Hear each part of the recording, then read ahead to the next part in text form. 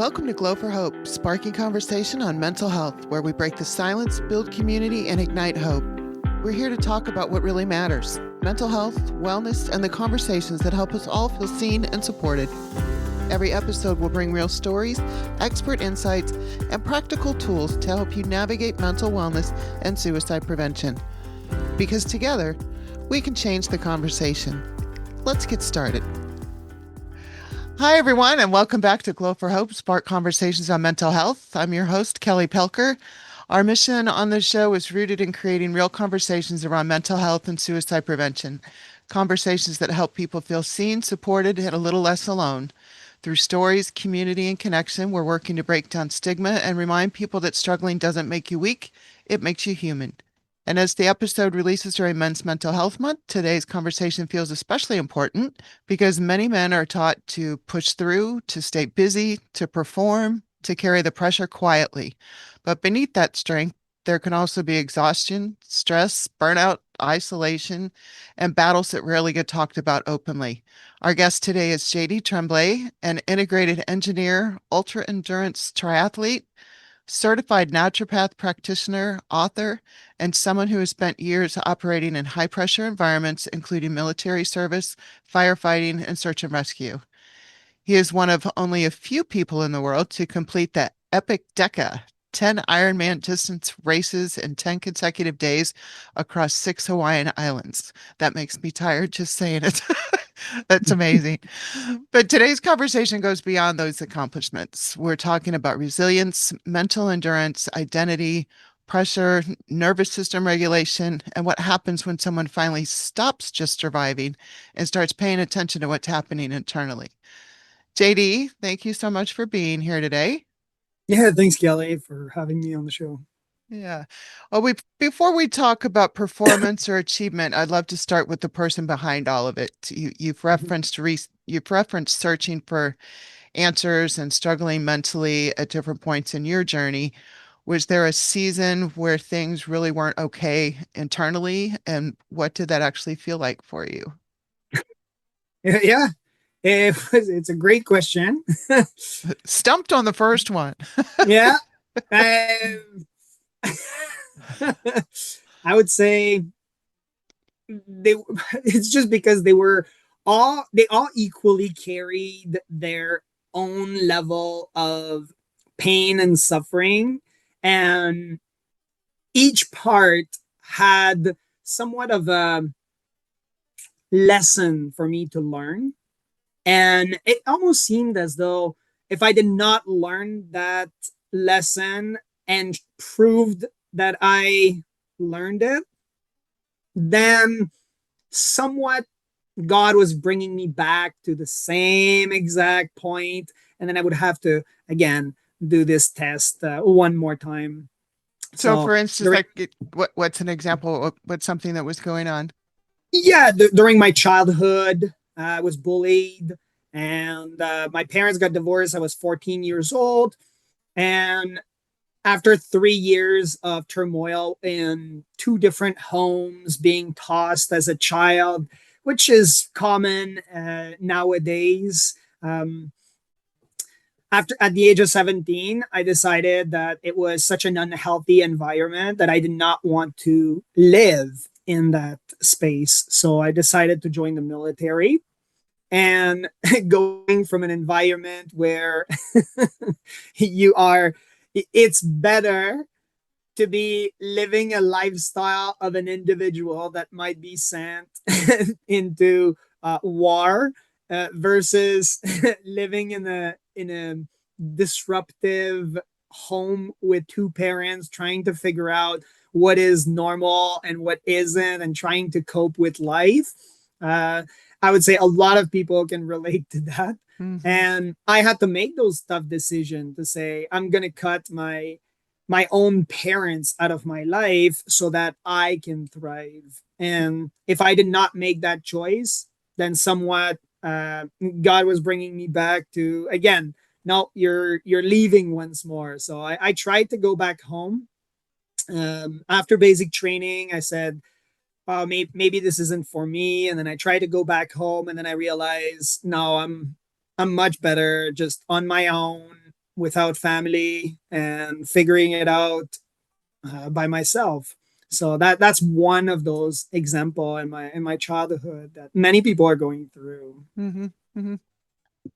A lot of people would see the military service, endurance racing, and high achievement and assume confidence and toughness to automatically come with that. But was there ever a disconnect how people saw you and what you were actually carrying around privately?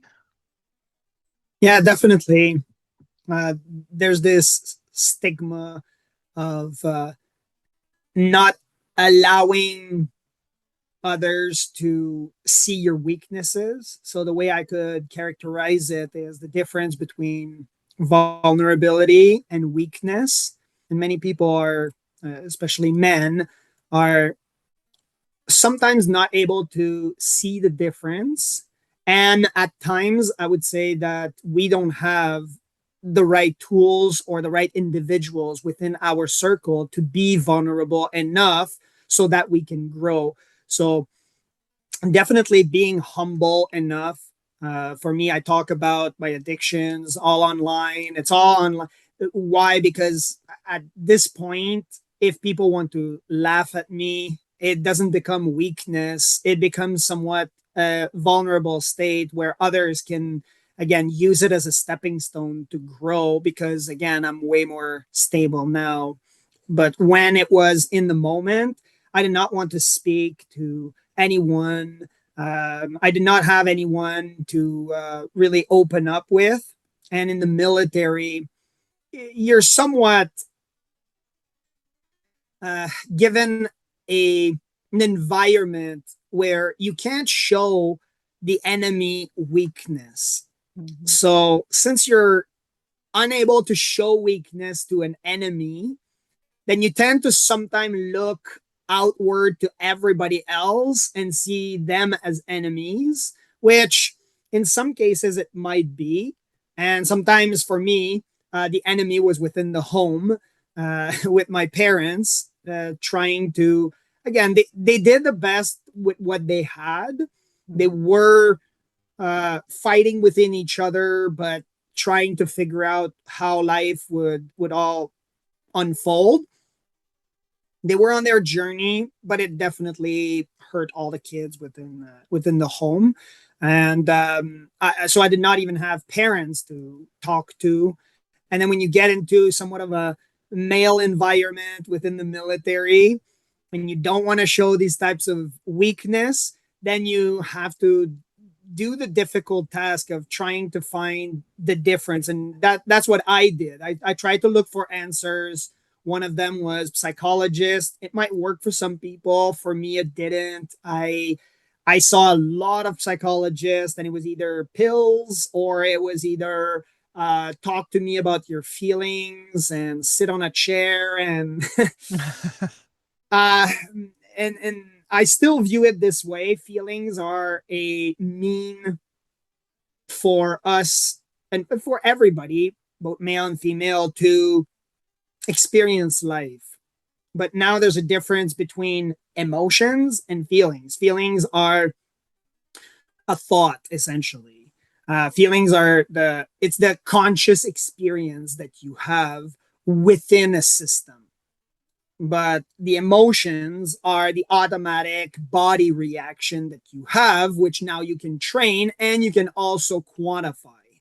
So, for example, being surprised. Being surprised, your heart rate will go up. Well, you can quantify that, and then Mhm. your pupils will get dilated because you are surprised, right? So, um, and feelings won't match or may match with the being surprised or not, right? So I had to do all of these types of research, and I might have gone too far on the research part.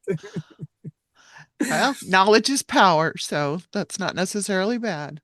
So was there some do you remember like a turning point when you realized that something needed to change for you? And you mentioned addiction, where kind of was the addiction before you went into the military, or did that kind of filter over into it, or Yeah, it was before the military. I was masturbating to pornography. That was my addiction, and There was no, again, sexual problem when I was a kid. Mhm. To say that I had some form of trauma, so to speak, that it ensued with these types of behaviors. I was curious, and like most kids, and I didn't think that I was hurting anyone. When I joined the military, it was a bit more of a freedom, and a lot of I would say a lot of civilians, when they see military members, they think that we're highly disciplined individuals. The military does not give you boots and a uniform and then they cut your brain. They put discipline inside of your brain. That's not what happened. There are lots of disciplined military members, and there are also undisciplined military members that are still employed. They just are undisciplined. Mhm. So for me, I found that it was about structures and following a certain system in place in order to get the discipline that I wanted to reach. Okay. So one of the things that we talk about so often at Glow for Hope is how men suffer silently. Why do you think it's so difficult for men to open up about what they're feeling? And you now work with men who are dealing with stress and burnout, pressure, lack of purpose. What are you seeing right now that concerns you most with them? Well, I kind of definitely two that. questions at you at once. Yeah, the for the latter, the most concerning part is that there's a lack of resource for men, and the way to counter it and to understand it is to come to term that the system is built for women and children by men. That's the way that you have to come to term for it. It's Which system are you referring to? the entire system. You look at, say, the court system. If you're a man and you get into a divorce and there's a child, the court tends to favor the female for most cases. When you look at the justice system in terms of police argument, where the police gets called, the female has bruised, the male has bruised, who will get arrested, or who is most likely to be Mhm. arrested. Generally speaking, the male will get arrested, even though the female might have. I'm not saying it is, okay, Sure. but in a hypothetical case, and the numbers are now climbing for men who are not speaking about being um, the person being on the receiving end of physical abuse, systems where sexual assault towards men is climbing, and where in the media is anyone talking about it? So Mhm. again, now we're going onto the media system, who is talking about male violence towards, we're talking about male masculinity, or a male toxicity, but we're not talking about the other side, where now females might be the instigator Mhm. in the sense, right? So that's why I'm saying, to come to term, to realize you are going against the current. So understand that you are somewhat of a salmon, and you Mhm. have to go through that water to get to the other side, and you have to navigate that system. So understanding that this is happening without being a victim, by understanding, um here, I'll use the analogy of a firefighter. A firefighter uh, is touching the door. He has the equipment, he has the training, and he touches the door and it's hot. Despite having feelings of not wanting to be in this position, he has the training, he has the tools, and he might be saving the life of someone on the other side, or at the very least, containing this flame so that it doesn't spread, then that person understands how to regulate their systems so that it's based on emotions, not feelings.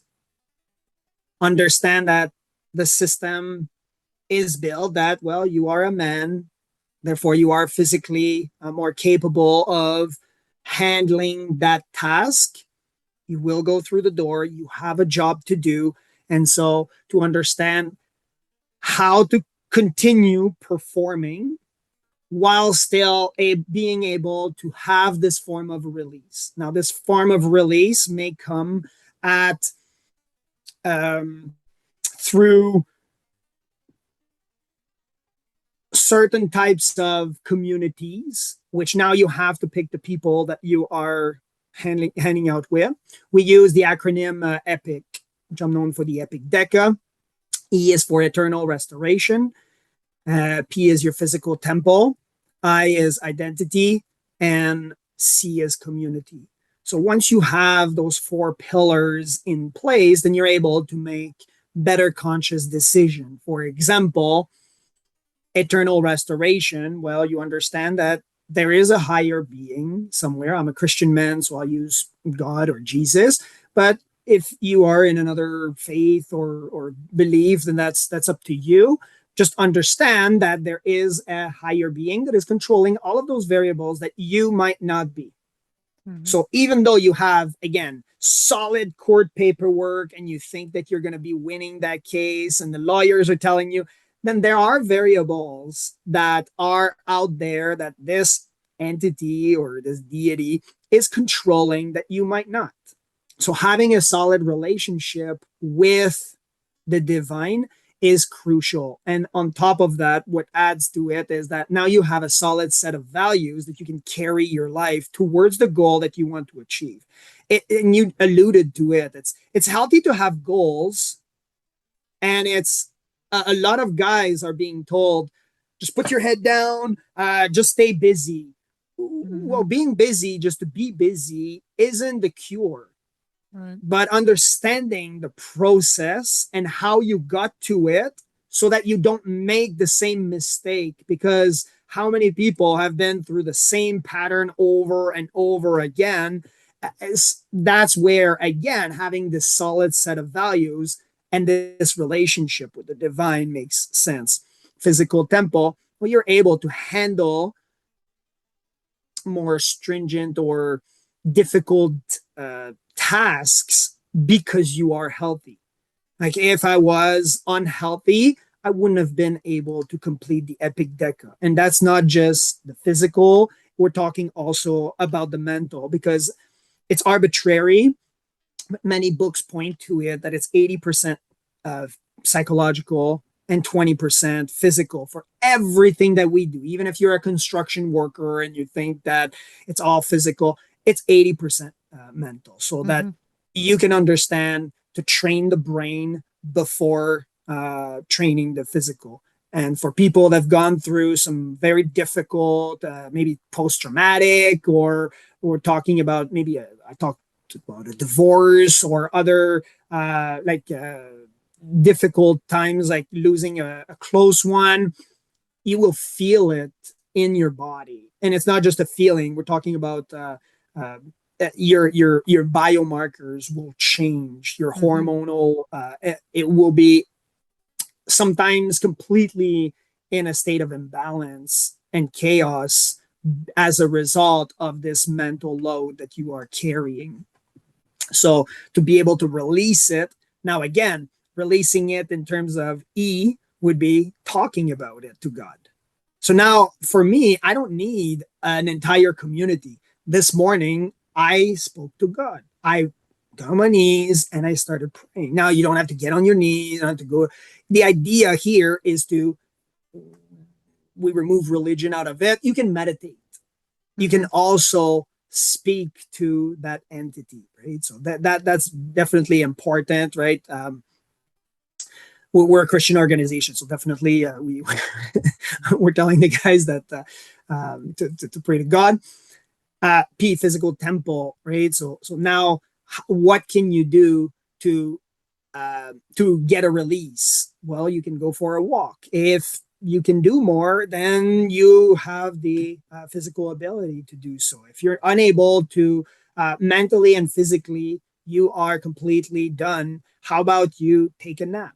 Right? It's about recovery also, and being able to recover so that there's going to be a next battle. Maybe you won that battle, but it's a giant war. It's life. So you are understanding that you need to recover for that next battle. Similarly to me doing the Epic Deca, I had to recover much faster to do another Ironman and another Ironman Mm-hmm. and another Ironman and so on.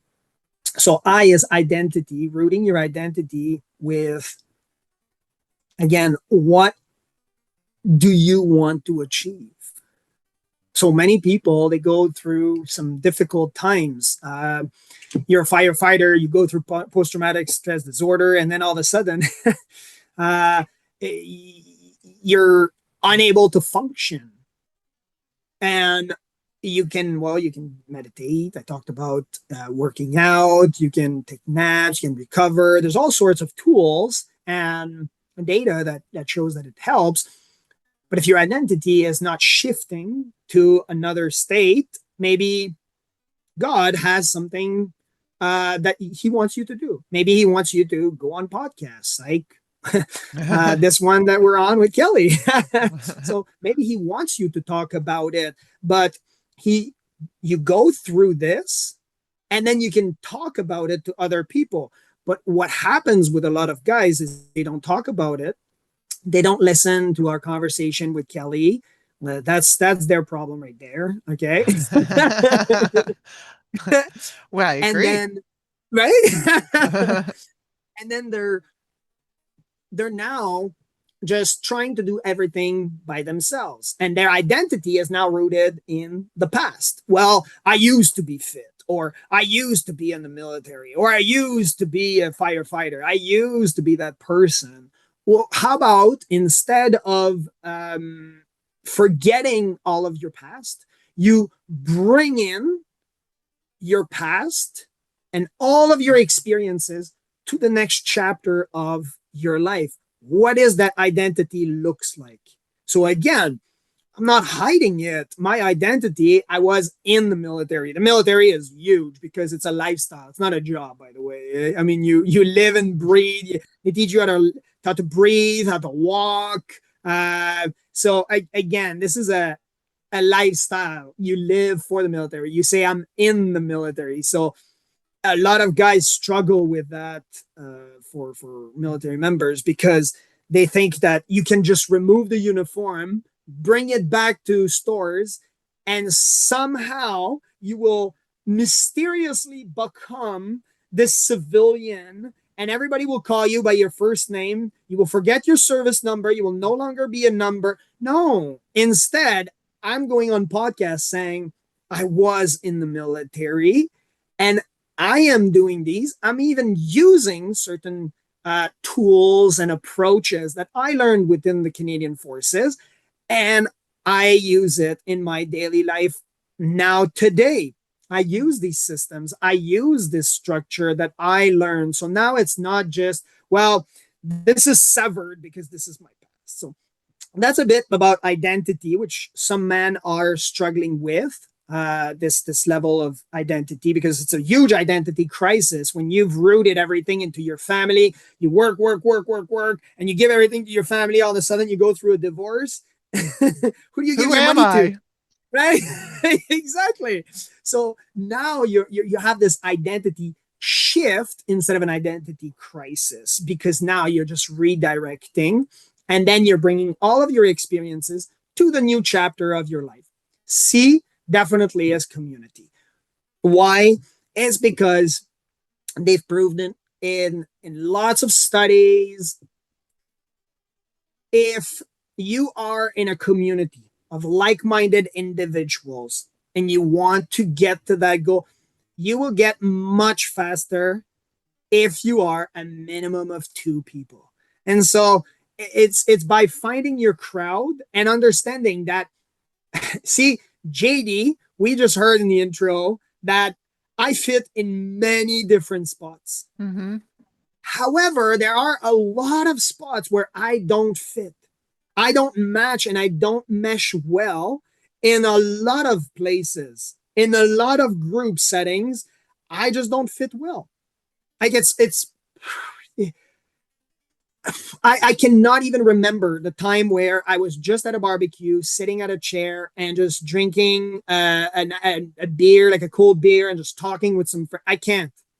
Like I'm always on the go. I'm always doing business. Like if I meet someone, it's there. There's a reason why I'm meeting you. Like right now, I'm meeting Kelly. We're on the podcast. I'm focused. I'm driven. I get off this podcast. I either go rest or I am meeting someone, and there's a purpose. There's a reason. So But do different you? crowds. But don't you have to you have to have that time where you slow down a little bit, and or Mhm. is that where you put things into the defining what high performing is, or what is a high performance man, and Yeah. just constantly staying in this state of go, or is it a No. refusal to slow down, or what is it? No, the refusal to slow down would be rooted in pride. It's the understanding or the belief that one is invincible, and I did that for years. So guilty, definitely, and and my entire system crashed. I started testing my blood in labs, and I started again doing more research. And again, cortisol level was so high again, which is the stress hormone, Mm-hmm. and that's because I overdid it. So I understood, and I understand it now. So I'm advising men to understand how they relax. So there are different types of, and I talked about meditation earlier, but many people will say that, well, meditation is about I can't meditate. Right? I sit on a chair or I sit just You can't in turn some the mind weird, off. yeah, weird shape, and it's see there are different types of meditation. There are passive and then there are active. Like passive would be um again sitting on a chair and just allowing your brain to just get to all the parts of your life that you want to explore, but just allowing yourself to just be free.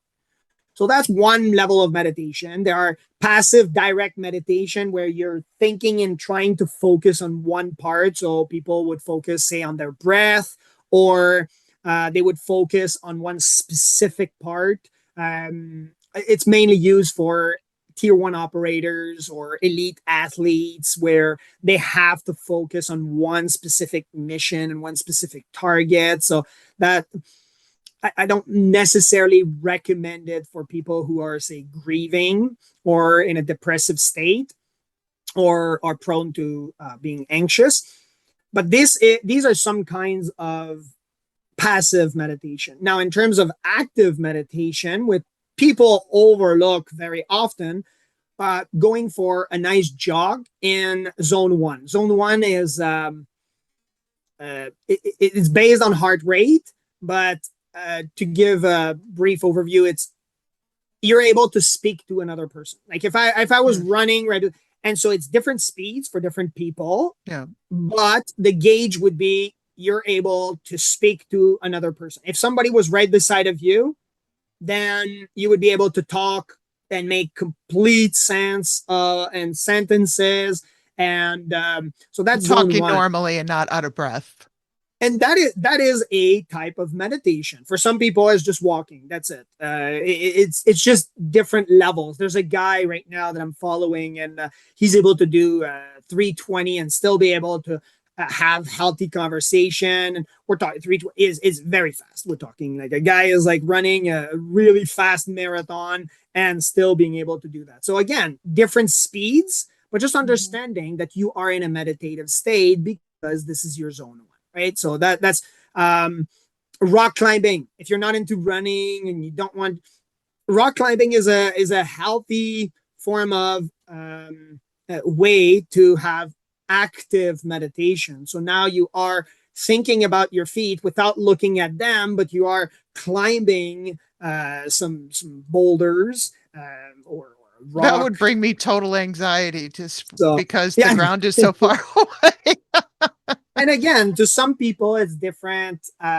It's different measures. What I try to reinforce is that you must perform a certain type of meditation, and both in active and both in passive. And so it's very important that men understand it and that it's at their level, and then to perform action, which means an action sometimes is just resting, by the way. And I So did not understand. so can that simply just be, I don't know, maybe summed up as doing things that you enjoy and that relax you? Exactly. Yeah. Yeah. Yeah. At your level, if you've been sedentary, you sit on the couch and you've been, maybe your level is, I need to go for a walk. That's it. Mhm. 15 minutes a day will get you a long way over 365 days. And then you'll start looking at all your steps that you've done, even just for 15 minutes a day. And you'll be amazed at what you're seeing and all the numbers that you've done. And yes, you will have completed a few marathons as well by doing 15 minutes a day, looking at your distance that you completed over the entire year. Again, Mhm. you'll be amazed at it. It's just that you need to do something that is not too strenuous on the body. Yeah. Because constantly staying in this survival mode will just tear you up mentally and emotionally and Yeah, then yeah. you'll start to see it physically, right? I'm a certified naturopathic practitioner, and one of the first thing that we learn in school is that stress carries a certain type of frequency, and Mhm. then depending on the stress, what happen is that our organs are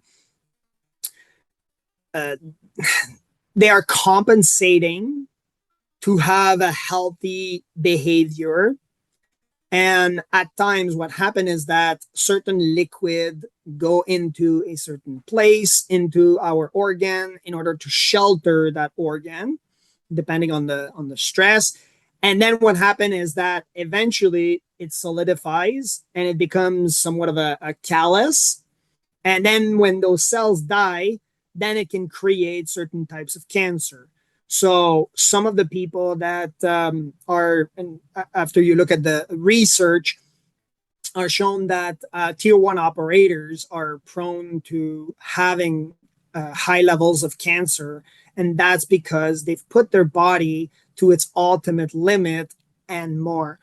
You're now seeing athletes in the Olympics having a lot more disease because, again, the competitive state of the world and the amount of pool of individuals that the Olympic Committee can pick from is much higher than it was even 40 or 50 years ago. And so that's why by allowing your body to rest and recover, you will be able to have a longer life and a healthier life. Now, again, I understand that we're talking about tier one operator is a an elite special force person, Okay. such as a Navy SEAL or a Green Beret or SAS for the UK.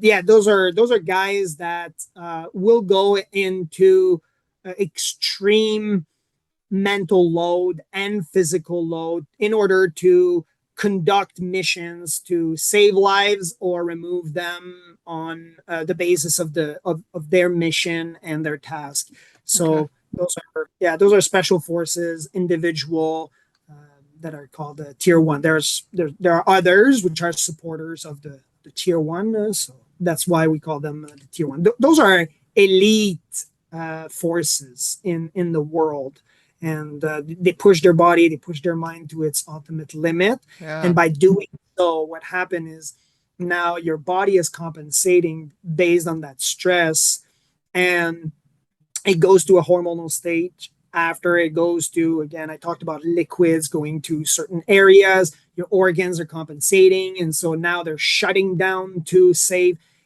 One concept that I could, so that people can have a visual of what's happening, is, let's say that you get into hypothermia.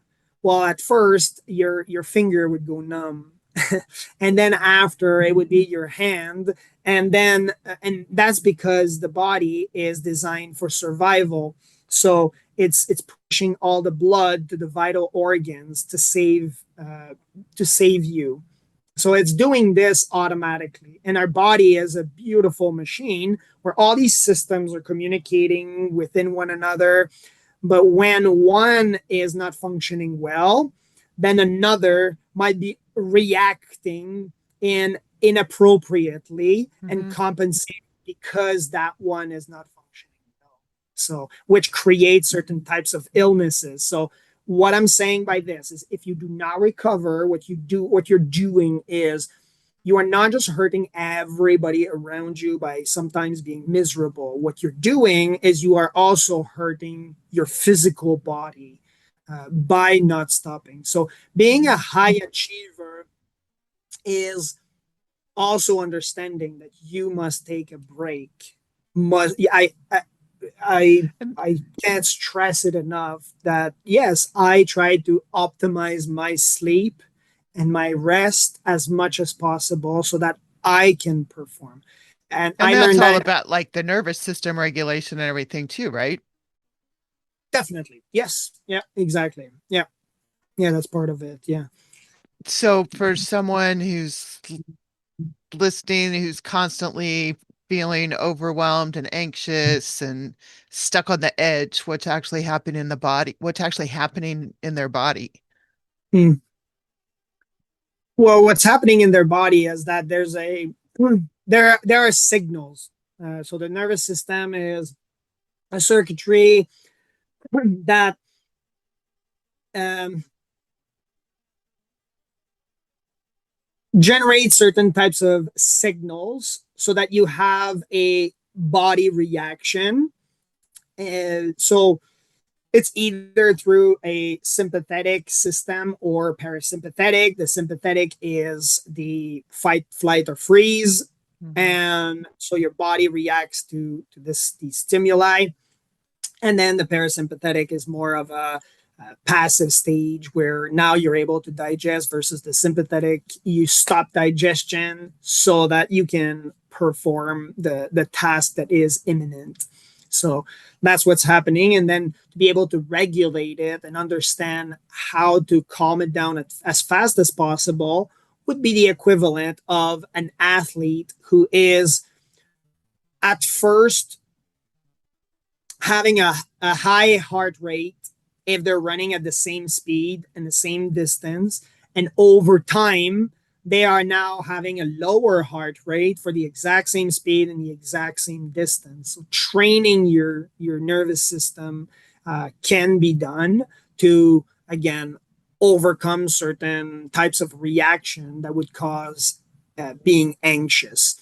But Mhm. there's a clear distinction that have to be made between stress and being anxious. Stress is to some degree necessary. It's the anxious, which is how you react to the stress. And so now that you understand this anxious part, then you're able to make changes based on how you react to it. Right, because I mean, chronic stress affects your mental health if it's ignored for way too long. Yeah, definitely. For sure. Yeah. Yeah. So you say that discipline matters more than motivation. Is that true also of someone that's struggling mentally? I think it would depend on the case. Yeah, it would depend, because again, it would be like saying, is the nervous system better than the endocrine system? So the endocrine system is all your glands, which secrete some hormones, And by secreting hormones, it takes a while for it to have a change, versus now if I prick my finger, I'm going to have a direct reaction. So is the equivalent to it. Discipline takes time to have a result, versus motivation is a tool to that you might end up having discipline, but that you can use to your advantage. So I wouldn't discount one versus the other. It's just that motivation can be used on the spot. You can just think right now, one level, there are different levels of motivation. Some people use unhealthy ones, such as drugs, right? Those are motivators. Um, you can use in a healthy way certain other motivators, such as women or money, right? You think of, say, your wife, or you think, and it Your can be kids. positive or negative, by the way, right? But uh, it's about, again, being able to use these tools to the best of your advantage and not discarding one versus the other. Is one better than the other? Of course, if you're able to deploy discipline and have that level of discipline, definitely it would trump motivation. But if you are in a depressive state and you're anxious, motivation will definitely be the driving factor rather than discipline. For example, someone who has difficulty getting out of bed because of a divorce, motivators just telling that guy, look, you're going to be making $200 an hour by just going up to work. That guy's waking up and he's going to work, or he's just going through a divorce. Well, you might find another wife around the corner. Okay, well, I'm going for a run, right? So again, that motivators gets him out of bed and gets him less anxious. Although he might have some setbacks, Mm-hmm. yes, some mindset that he's now closed off to relationship, it would still be used just in the mind as a motivator, versus discipline, which discipline might take a lot more time to acquire. So let's talk about the Epic Deca and mental endurance. I mean Mm. that I had never heard of the Epic Deca until I started researching you. And I mean that's almost impossible for most people to even comprehend. Do during something that extreme, what happens mentally, and what are moments during that challenge where the battle became more emotional or mental than it did physical? I was confident that I would finish, and that the only person that would stop me was an act of God. It was God that was going to say, "Your bike broke in half," or a. I thought about everything, so much so that I flew to Hawaii. I paid a group of people to put me in the water and teach me about how to handle situations where I would encounter sharks. So I swam with no cage and in a little Oh wow. bathing suit. Yeah.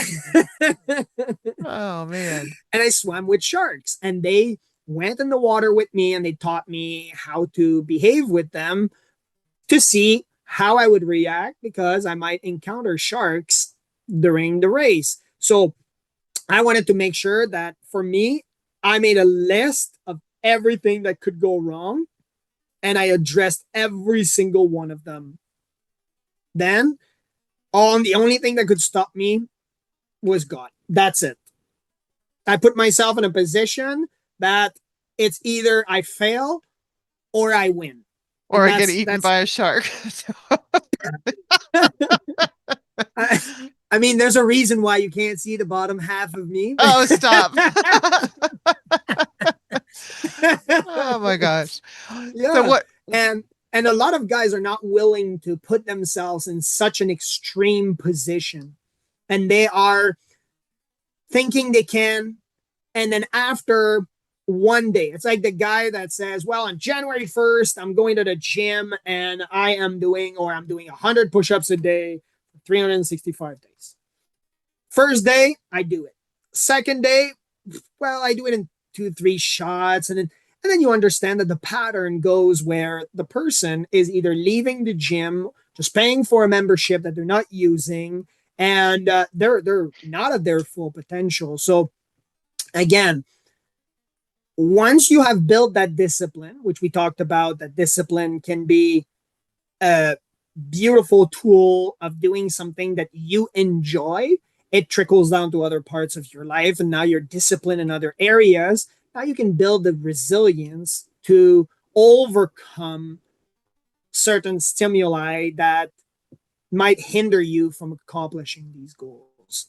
So that's what I did during the Epic Deca. Were there times where emotionally I just knew that I would finish. I was ready to do whatever it takes just to finish. There was a time where it was the fourth one. When I finished the fourth Ironman, I get to the airport. Someone stole my pants, so I try to carry as less uh, civilian clothes as possible. So someone stole my only pair of pants and my shirt. Oh, So I was in my underwear in the girl's hoodie from my team, and I could barely walk because my IT band or the alongside the right side was so tight. I could barely walk. I had slept less than 45 minutes in a 24-hour span, and and now I'm at the airport. So Sarah thought it would be a good idea to get a wheelchair at the airport because I had to get to my flight as fast as possible. She gets a wheelchair. So now I'm in a wheelchair with a burned face in my underwear and a girl's hoodie. And to top it all off with a nice cherry for my birthday, it turned out people were saying, "Hey, happy birthday, JD," because it was my birthday, right? Quite memorable, I tell you, Kelly. and, and what drove you to do all this to begin with?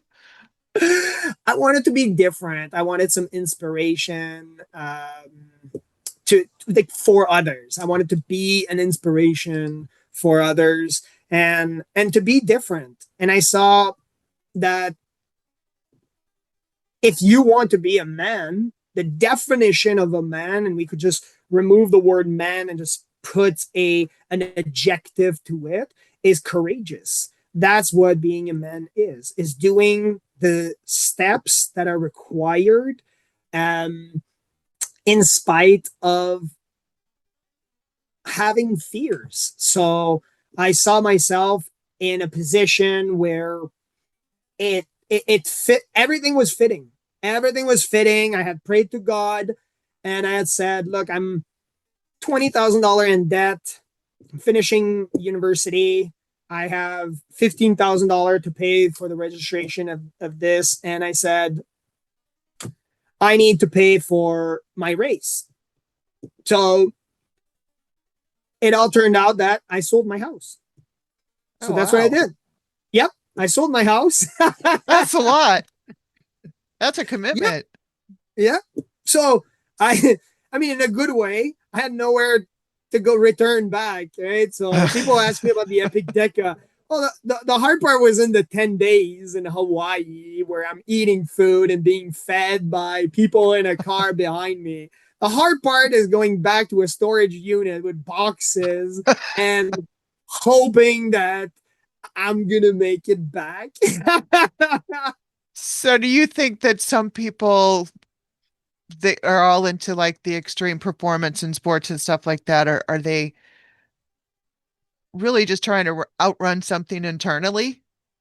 Definitely. Oh yeah, I wrote it in the newspaper. It was on the yeah. I wrote it. I said everybody that is doing these ultra events definitely have a certain level of mental health. I don't know if I would qualify them as disorder because again we would get a medical side into it. So again, I'm a healthcare provider, but I'm not a doctor, so I can't diagnose anyone. But I would say Mm-hmm. that definitely they have some mental health issues. They're trying to outrun certain other parts of their life, and then they figure out that it becomes part of their life anyway. And that's what I discovered. I discovered that the purpose wasn't in doing these events, the purpose was in serving my God the way that He asked me at the time where He asked me to do so. And so that's what I discovered is that, again, we're all chasing certain levels of success. We're always trying to achieve more and have this level of hunger, but it's by having this insatiable desire that is that you are, and you reach a level at one point where you are content but not satisfied, where you're content that you finished the race, but you always want more. And so that becomes a better place where now you finish these race and you're content that you finish them, but then you want more, and then you want more out of other parts of your life where it becomes now a business venture, or Mm-hmm. you're incorporating it within your toolkit. Interesting. So, for someone listening right now who feels kind of mentally exhausted, numb, overwhelmed, what's the first realistic step they can take toward feeling better? Definitely look at the four steps that I mentioned earlier. The epic. Um, the epic, right? Trying to figure out where it all fits in. Um, I would say start looking at, we use the acronym DECA, right, for our system, but one that I tend to look at more closely is the energy regulation. So understanding what is your blood chemistry, what is your recovery style. We talked about active and passive, and Mm-hmm. what is your attention level. So in terms of a crisis, you might decrease your attention span. And then many people say, well, I'm in a crisis, so I'm just going to say watch some short videos. Well, you're just hurting your brain by using your bandwidth to do something that is not conducive to your growth. I is inflammation, so understanding the um, like what creates that level of inflammation. It might not be the X. It might Inflammation not be your impacts a work. lot in your body. Hey, what? I say inflammation impacts a lot more than you think, and people's problems or chronic stress and stuff like that is due to inflammation. And I don't. sometimes it's due to different parts where we're looking at food. You talked about stress. What about screens? I talked about it. Information overload, where Mhm. you're working too much, or even ingesting. Like phone and computers are great tools, but if you're ingesting too much, at some point you're not able to digest it. And what about noise as well? So certain types of frequencies are hurting your system by just listening to the wrong type of music, or even just being surrounded with people that are in a negative state, talking in a negative state. They're saying a frequency and you're receiving it. So again, if you tend to look at it this way, and then N is the nervous system. So um, that's why, again, I mentioned the acronym BRAIN, right? So Mm-hmm. B is for blood chemistry, R is recovery, attention, inflammation, and the nervous system. So if people are able to remember the acronym BRAIN and then play within their realm, and then you can get a coach, or you can get someone to teach you more about these specific systems, where you say, well, I want to hire a person, a coach, based on my nervous system to regulate it, or I want to hire someone that teach me more about inflammation, all the food and the noise and the screens, and tell me more about it, right? So then people are able to work on that portion. Okay. How do you rebuild discipline when your mental health is struggling and you can barely have energy to get through the day? Hmm. There is so I'll go with the bare bottom. Okay, we're talking about a person who is in a complete depressive state, Dr. Jordan Peterson talks about it in his book, 12 Rules of Life. It's you do something that seems so benign for everybody else, but that to you, it's a huge task. So, for example, for him, he dedicates an entire chapter in his book that is make your bed. So, for a person, and then again, we're talking about the bare bottom, okay? Someone who has difficulty waking up in the morning and getting out of bed. We're talking about somebody who has difficulty feeding himself, like wakes up, gets out of bed, eats a bag of chip because he can't cook, he can't clean, he can't take care of his body. That's what we're talking about. Okay. Yeah. If we're one level above, where you're still able to wake up, go to work, function, but you're still having this level of brain fog, no purpose, you're still in a depressive state. My recommendation is to at least understand, because your question was related to discipline and how you build it, is to figure out what your non-negotiable is. So we're all built differently. We all have a different capacity, and in terms of what we can handle or do in life. So it's not necessarily go for a workout. And I mentioned this many, many times. I did not mention that every single person should go for a run or every single person should. No, I said, if recovery is part of your non-negotiable, like my son, it's recovery. Like for my son, he sleeps 12 hours a day. And if he doesn't, then I know that I have to monitor him, because again, for him, his non-negotiable is he must sleep. So for me, definitely fitness. So for me, within a 24-hour period, I am going to work out.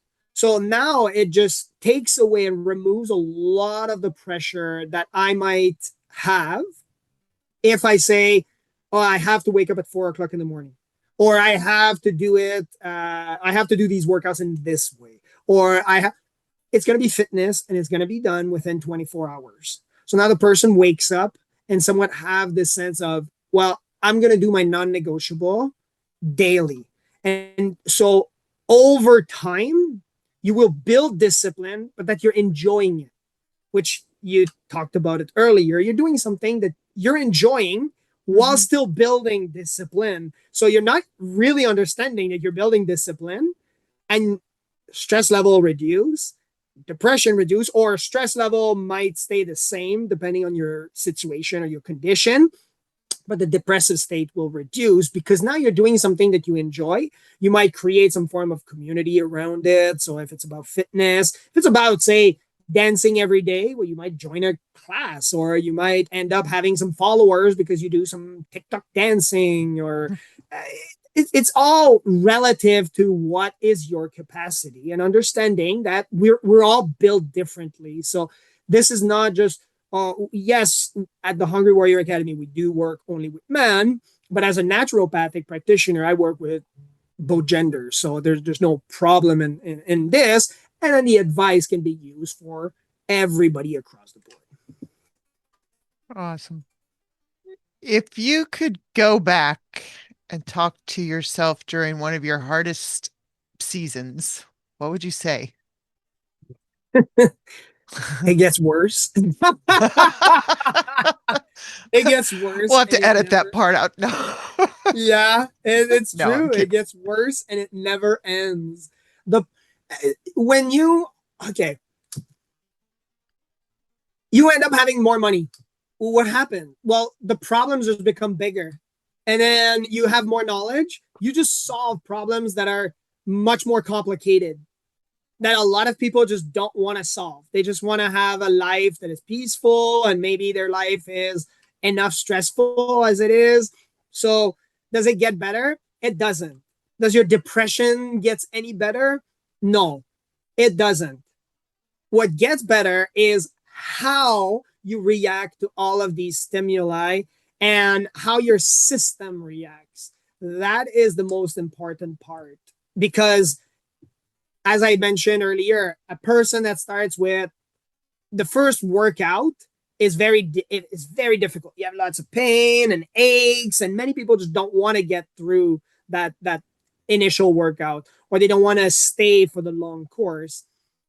And then what will happen is, at first heart rate is high, and then for the same distance, maybe the speed is lower and it's at your max. All of a sudden, speed gets better, heart rate is still down, same distance. So you'll just build that resilience, and your body will adjust to all of the stress that you are giving it. So I would say to myself, it doesn't get any better. It's just how you will react to it, that it will make you much stronger, and you will be able to now I run multiple businesses. It's enjoyable, right? It's highly stressful, and I don't recommend it for a lot of people. But again, I built all of this resilience, and now I'm able to react much differently to all of these um, again stimuli. Yeah. Yeah. Yeah. What do you want men listening right now, the ones who haven't really told anyone that they're struggling? What do you want them to hear? What would you say to them? I'm a Christian man, so definitely the first, and it's at the top of our like foundation. And I talked about it.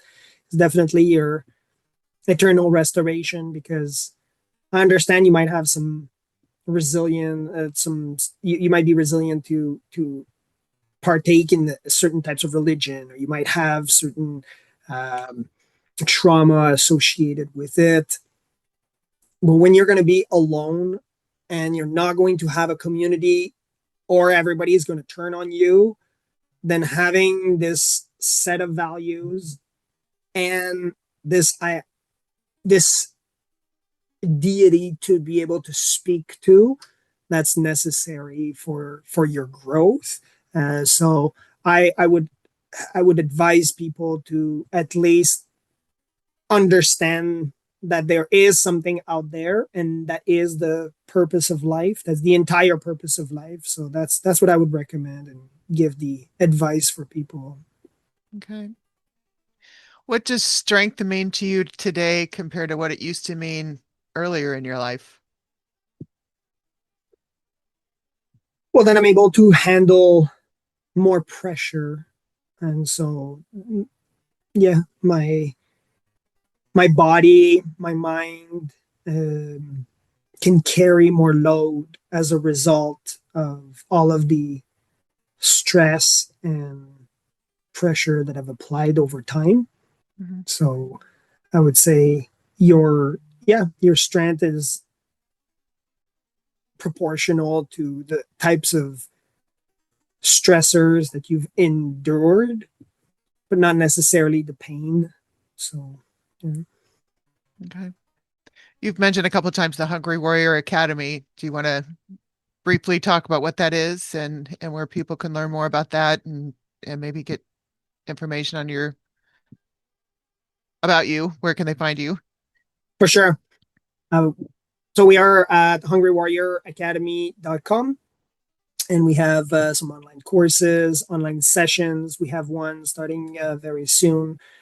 Former Navy SEAL, again, Zoom room with a tier one operator who, again, will lead those guys into making some decision and having some clarity into their life, and living with purpose. And so we have these sessions. We also have some retreats, and we do guest speaking also at certain events. So we're able to provide a certain type of value to those men that are struggling sometimes in silence, and are able to now create these community. The people that we work with, they're not necessarily the fittest, the ones with the most money, the one with that are the smartest or the most knowledgeable, because again, all of these things can change quite rapidly if you are in the right crowd. We just want to work with the people that have the heart for success, because what we've discovered is that the majority of people are claiming they want success and they want to be healthy, but a lot of people are not willing to put in the effort to reach the top of their own specific mountains. And so I'm not there to waste your time and my time. I'm here to make sure that you reach the top of the mountain. And we have some amazing clients and results because, again, we uphold ourselves to a high standard. Therefore, we will hold our clients to this standard as well. So that's the Hungry Warrior Academy. We also have a philanthropic side. We are in 5 different countries, providing for thousands of children. We've given houses away and clean water, and we have a mentorship system in place where we're not just giving the tools and the money, but we're also mentoring these kids to have a different mindset so that they can tackle the dark parts of their life. Because in other countries, when I say I was poor when as a child, I get to these countries, it's way poorer.